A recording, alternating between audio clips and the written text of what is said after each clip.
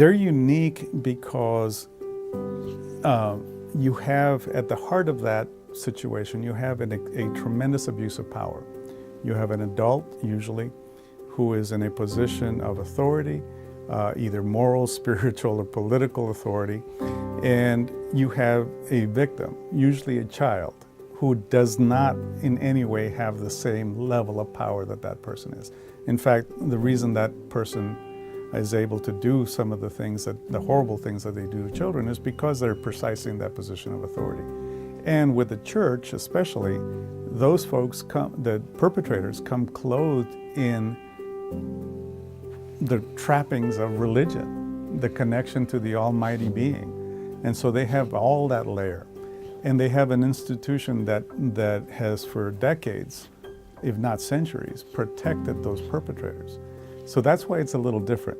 And you're talking about some of the most intimate acts that a person can be subjected to. And some of them are violent. Others are violent psychologically, if not, as well as physically. But they differ in that because it strips the individual not just of the ability to believe in a God, but also to believe in the goodness of human beings. It strips them of that, it renders them powerless, and the impacts are cross-generational. They last a long time.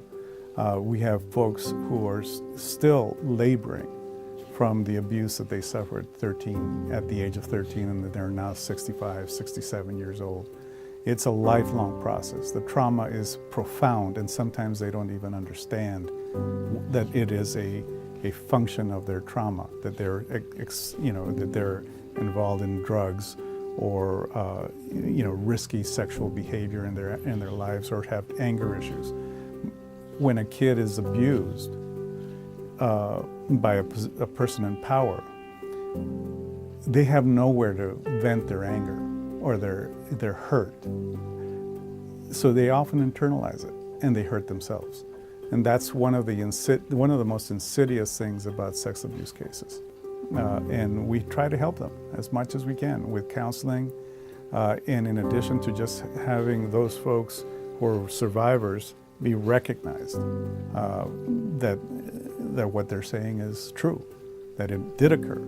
And that is a big step towards healing. That's one of the big differences of child sex abuse cases.